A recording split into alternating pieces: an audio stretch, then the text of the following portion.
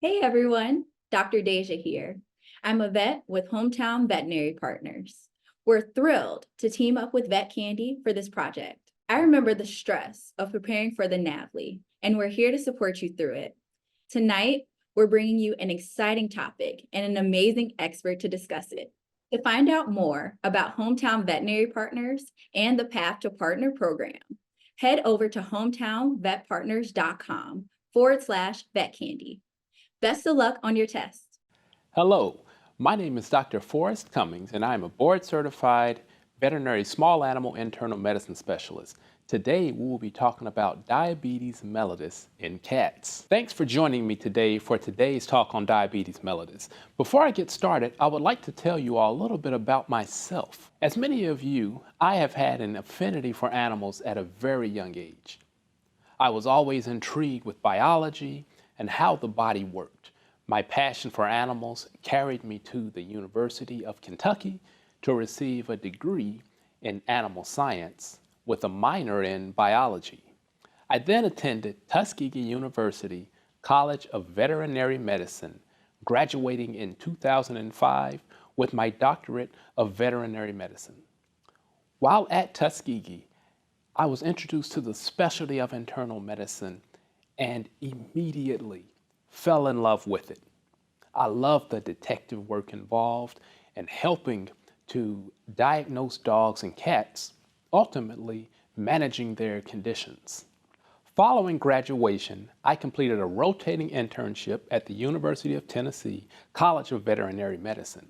Rather than applying for an internal medicine residency immediately following my internship, I decided to work as an emergency clinician at a 24-hour specialty hospital while doing relief work as a general practitioner, as I felt this would help me to become a more well-rounded veterinary internist. After 2 years, I started my small animal internal medicine residency, which I completed in 2011, and have been practicing as a veterinary internist ever since.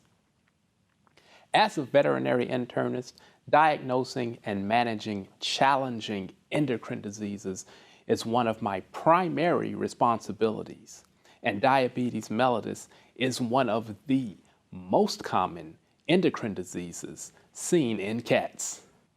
Before I get into the details of diabetes mellitus, I would like to provide an overview of today's talk, starting with pancreatic anatomy, pathophysiology, clinical signs, lab work abnormalities, potential comorbid conditions, and management options. Okay, let's get started. The pancreas is divided into two portions. The first portion is the exocrine pancreas, which is involved in digestion of lipids, proteins, and carbohydrates. The other portion is known as the endocrine pancreas and contains a nest of cells called the islets of Langerhans. There are 4 primary hormones that are produced in the islets. All of these hormones work in harmony to maintain a fairly tight range of serum glucose. The alpha cells produce glucagon. Glucagon is secreted when the blood glucose drops below the minimum threshold of approximately 70 milligrams per deciliter. Beta cells secrete insulin, whose primary function is to lower blood glucose levels when it approaches the upper threshold of approximately 130 milligrams per deciliter. Delta cells release somatostatin. This hormone inhibits the release of insulin and glucagon. The fourth cell is known as pancreatic polypeptide, formerly known as F cells. The exact mechanism of action of this hormone are not fully understood. However, it is thought to have a role in satiety, as well as a prokinetic effect within the gastrointestinal tract to help aid in digestion. Diabetes occurs when there is a deficiency of insulin production by the beta cells, or if there is prolonged insulin resistance, ultimately resulting in hyperglycemia. Cats cats tend to have an insulin-independent form of diabetes. This is equivalent to type 2 diabetes seen in humans. With this form of diabetes, there can be insulin resistance or a relative lack of insulin production by the beta cells. In theory, this form of diabetes is reversible and can result in euglycemia or normalization of serum glucose. This may not always occur, and permanent insulin therapy may be required. The common signalment are male cats greater than 10 years of age. Risk factors include pancreatitis, genetics, and glucocorticoid administration. The hallmark clinical signs seen with diabetes include polyuria, polydipsia, polyphagia, and weight loss. A plantigrade stance can also be seen. Other clinical signs include an unkempt hair coat, lethargy, dehydration, anorexia or hyporexia, vomiting, inappropriate urination, and hematuria. If any of these other signs are seen, please start to look for concurrent illnesses. After obtaining a thorough history from the owner and performing the physical exam, additional diagnostic tests should include a CBC, or a complete blood count, biochemical profile, urinalysis, and a urine culture. Additional testing may also be needed to rule out concurrent pancreatitis, hepatobiliary diseases such as cholangiohepatitis and hepatic lipidosis, and endocrine diseases such as hyperthyroidism, acromegaly, and feline Cushing's disease. Potential findings that may be seen on the CBC can include a leukocytosis, which may be the result of an inflammatory or infectious process. Hemoconcentration may also be noted secondary to dehydration. Biochemical findings include hyperglycemia, usually greater than 200 milligrams per deciliter, and elevated liver enzymes. Cats can experience stress hyperglycemia of 300 or sometimes 350 milligrams per deciliter, so it is important to obtain an adequate history to determine if this is secondary to stress response or underlying diabetes. The owner needs to be asked about signs of diabetes. If it cannot be clearly stated by the owner that they are noticing signs of diabetes, measurement of a serum fructosamine can be performed.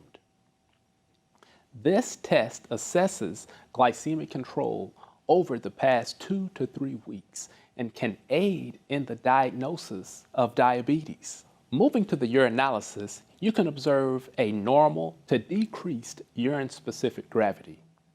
The decreased specific gravity is due to hyperosmotic diuresis secondary to the hyperglycemia. In cats, serum glucoses of greater than 200 milligrams per deciliter will result in glucosuria. Other findings can include ketonuria and bacteriuria. The glucose that is excreted in the urine serves as a perfect energy source for the bacteria naturally located within the urethra to cause an ascending bacterial cystitis. Please remember to culture every newly diagnosed diabetic as well as any chronic diabetic who is difficult to regulate. If your patient has concurrent vomiting and decreased appetite, consider screening for pancreatitis, hepatic lipidosis, and cholangiohepatitis. Measurement of an FPL or a PLI can be a simple way to diagnose pancreatitis. However, abdominal ultrasound may also be needed. When pancreatitis is identified, measurement of serum cobalamin should also be determined. This is because the pancreas exclusively produces intrinsic factor, which is essential for cobalamin absorption within the ileum. An intrinsic factor deficiency will result in hypocobalaminemia, worsening the weight loss, decreased appetite, and the overall health of the patient. Cobalamin supplementation is best administered subcutaneously.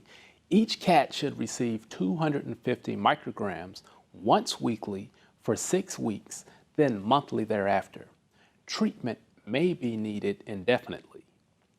Additionally, if pancreatitis is noted, additional supportive care may be required, such as antiemetics, pain medication, and parenteral fluid support. An abdominal ultrasound can also be helpful in assessing hepatobiliary diseases. Ultimately, ultrasound-guided fine needle aspirates of the liver for cytopathology or liver biopsies may be warranted. At the time of the procedure, bile should also be collected for aerobic and anaerobic culture. Placement of a temporary enteral feeding tube may also be indicated if hepatic lipidosis and prolonged anorexia are present. Lastly, as previously mentioned, screening for concurrent endocrine diseases may be indicated if the diabetes cannot be adequately controlled with insulin therapy alone. This can include screening for hyperthyroidism and feline Cushing's disease, as well as acromegaly. Now that we have performed the diagnostic testing to help determine a definitive diagnosis or diagnoses, let's talk about management options. As discussed, insulin therapy holds the key to proper management of diabetes in veterinary medicine.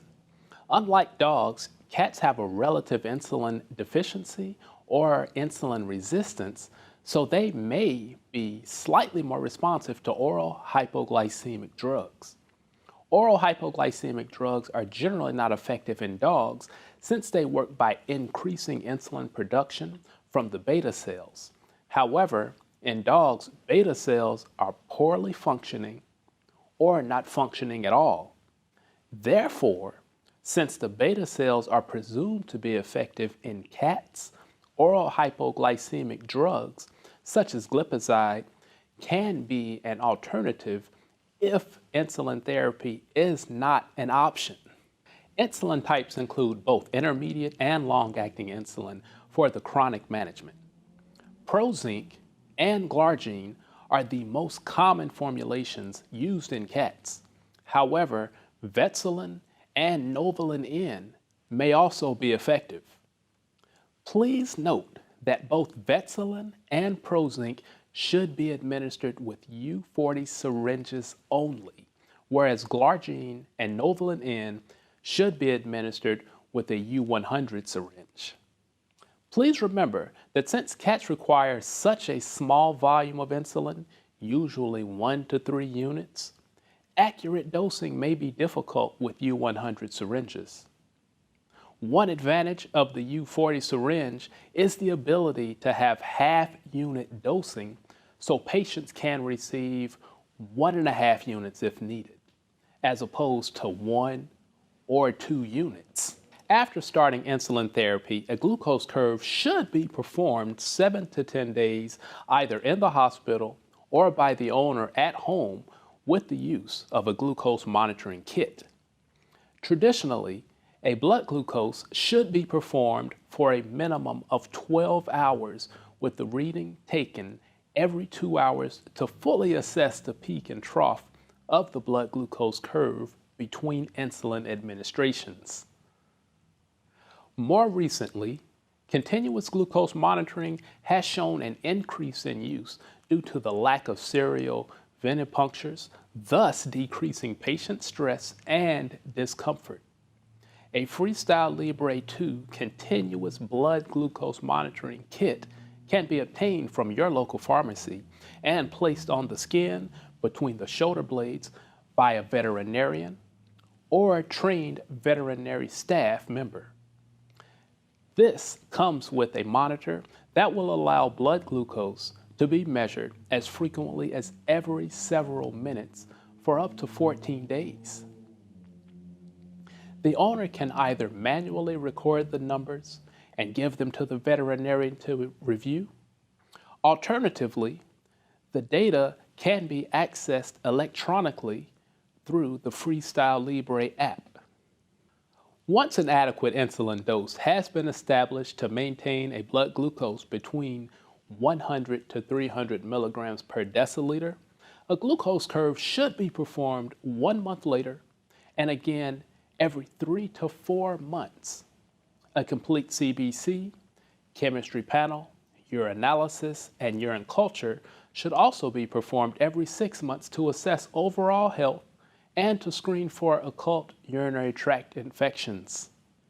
Finding the ideal insulin type and dose is only one piece of the puzzle in successful management of diabetes mellitus. Within the past several years, more research has been done to assess the effects of fat in the management of diabetes. Both excessive amounts of adipose tissue and hypertriglyceridemia can cause insulin resistance. It is important to try to increase the metabolic rate to help lower the amount of excessive adipose tissue present within the patient. This can be difficult in cats due to their sedentary nature. However, cat toys that encourage movement may be an option. Adipose tissue has been shown to have anti-insulin effects, thus predisposing you to diabetes and making management of diabetes more difficult. Likewise, hyperlipidemia has also been shown to antagonize the effects of insulin. If there is no underlying cause for the hypertriglyceridemia, a combination of prescription low-fat food and medication would be indicated.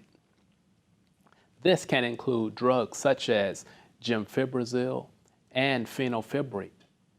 Both gemfibrozil and fenofibrate increase lipoprotein lipase activity and fatty acid oxidation to reduce triglyceride levels.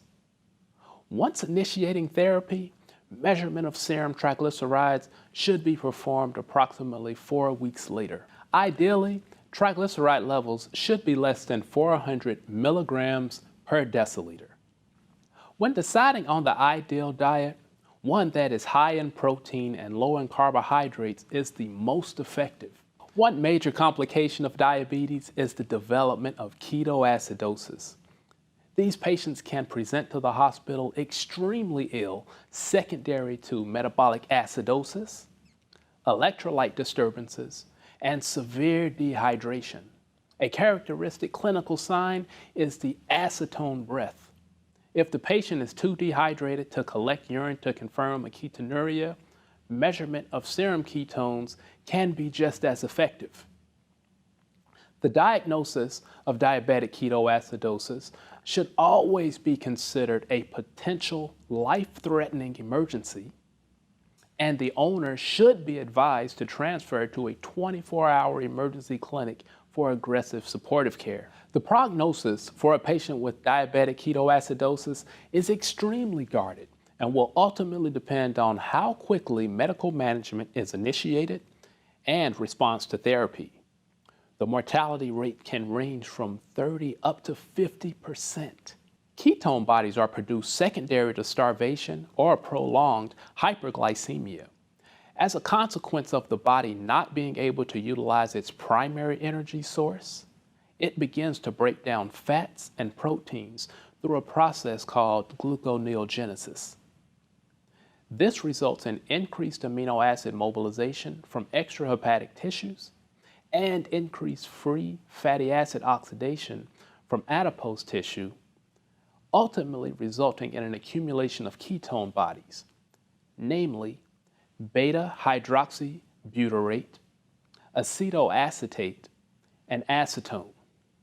At this point, I would like to touch on other endocrinopathies seen with diabetes, such as acromegaly and feline hyperadrenocorticism.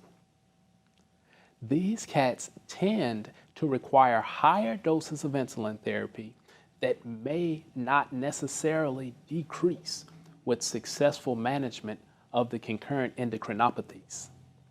However, it is important to note that the insulin requirement may decrease once the anti-insulin effects are controlled.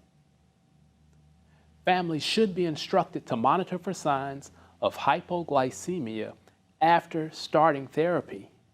Acromegaly is the result of excessive growth hormone production by the pituitary gland, resulting in insulin resistance. Excessive soft tissue and bony growth, primarily in the head but can affect extremities and the heart, and neurologic deficits. The diagnosis involves advanced imaging of the brain via CT or MRI and measurement of serum insulin-like growth factor, or IGF, which can be performed at Michigan State University. Treatment can include radiation therapy, hypophysectomy, and high-dose insulin. Other than surgery, there are no real effective treatment options. Unfortunately, pituitary gland removal is not readily performed by most veterinary surgeons. Feline Cushing's disease results in skin fragility that can tear easily with minimal handling. It is diagnosed by performing an ACTH stimulation test or a low-dose dexamethasone suppression test. Treatment options can include medical management with trilostane or mitotane. However, unilateral or bilateral adrenalectomy may be required. Unfortunately, efficacy of treatment is generally poor in all cases. Fortunately, these conditions are not commonly seen. However, they should be considered if the patient is not responding as you would expect and other comorbidities have been ruled out.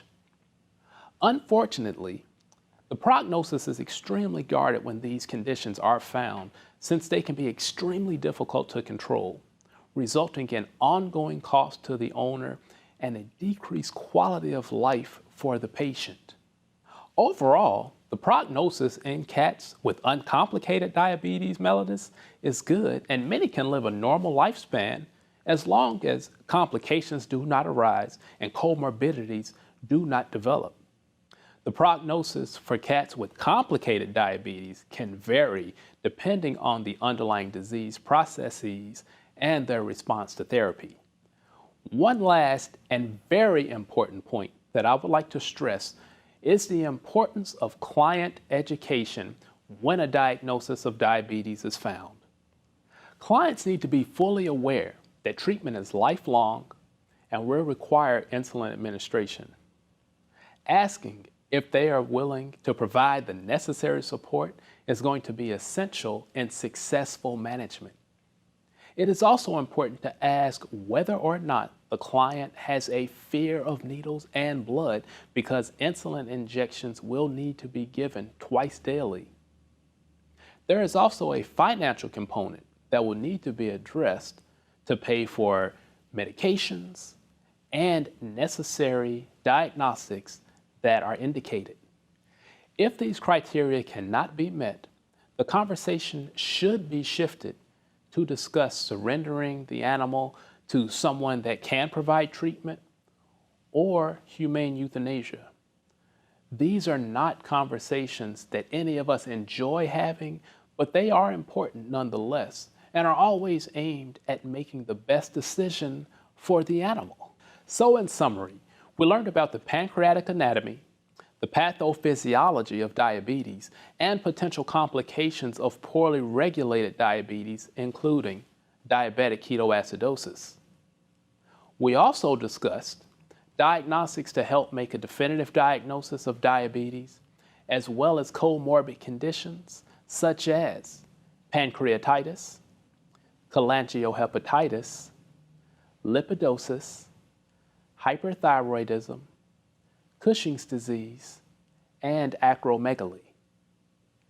Finally, we discussed successful management of diabetes mellitus as well as client education. So I hope that you enjoyed this talk on diabetes mellitus and it helps you in your practice. If you have any questions or would like to reach out, you can find me on LinkedIn. Thank you so much for watching.